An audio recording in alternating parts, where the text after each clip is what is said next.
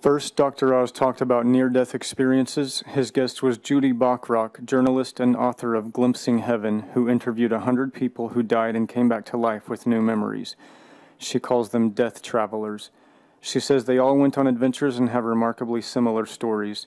She said some people meet spiritual beings, some meet humans that didn't exist on Earth, some find wisdom, some have a life review and see what they did wrong, some see their future, such as a man named David who saw that he'd get cancer but survive it, which he did.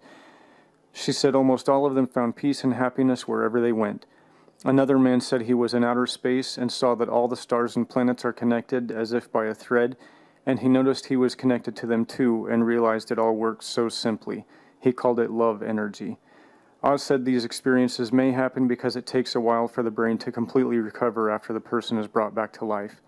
Dr. Andrew Newberg, Director of Research at the Jefferson-Myrna Brind Center of Integrative Medicine and author of How God Changes Your Brain, calls it neurotheology, a combination of science and spirituality. He said it doesn't matter how a person dies, they all have similar experiences. Judy said she and many of the people she interviewed learned to no longer fear death because it is peaceful and positive, and they don't feel lonely on the other side. Oz said you can read other stories or share your own at droz.com. Next, Oz discussed omegas. Dr. Michael Roizen, Chief Wellness Officer of the Cleveland Clinic, said people need at least 4. They are 3, 5, 7, and 9. He says we do need a little omega-6 though, because they help the immune system attack inflammation, but our diet has too much from corn, so we don't need to supplement because it causes inflammation. Omega-3s come from things like fish, flaxseed, avocados, and walnuts. Roizen says they decrease inflammation and disease. He says fish is the best source because it has DHA, which is tough to get. The fish get it from the algae. It's important for the brain and eyes. It builds the hippocampus, it helps to sleep better, and it's a structural fat for the brain. 60% of our brains are fat, and half of that fat is DHA. A supplement should have about 900 milligrams per day. Omega-5 is in pomegranate oil, omega-7 is in anchovies and macadamia nuts, and people who get it have less chance of diabetes. They have lower LDL cholesterol, lower triglycerides, and lower c-reactive protein, which means lower inflammation. Omega-9 is in olive oil and decreases risk of heart disease by 30%. He said the right olive oil is from Turkey or the USA because others have been adulterated, which means mixed with other vegetable oils. He said the most important omega is DHA. There's a printable chart of necessary omegas on droz.com. Then Dr. Oz talked about caffeine addiction. He said it's the most widely used drug in the world and people shouldn't get more than 400 milligrams per day.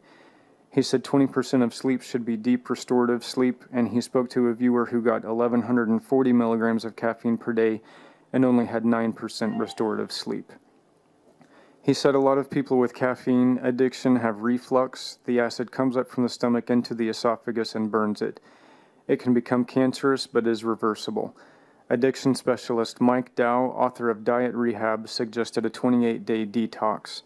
He said you're an addict if you need something to feel normal or if you reduce it and feel withdrawal symptoms. He said it takes 28 days for the brain to form a habit. He said you can replace them with healthy foods that make you feel as good without the symptoms. He said reduce caffeine by 25% each week, then your body is no longer chemically dependent. The feel-good hormones can be released when you combine eggs, spinach, and asparagus because they have amino acids, iron, copper, and folate, and they make the same chemical released when you drink caffeine. There are more recipes in the full 28-day plan on droz.com. Oz suggested herbal teas such as dandelion root and hibiscus so you can still have the ritual of holding a hot mug.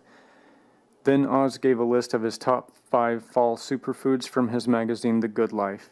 He said pears have twice the fiber of brown rice, which helps you feel full longer. You can put them in a brown paper bag to make them ripen faster. He said they're ripe when they're a little soft but not bruised, and they'll smell like a pear. Beets lower blood pressure. You can blend them with hummus to make them taste better, and cooked beets are just as nutritious as raw.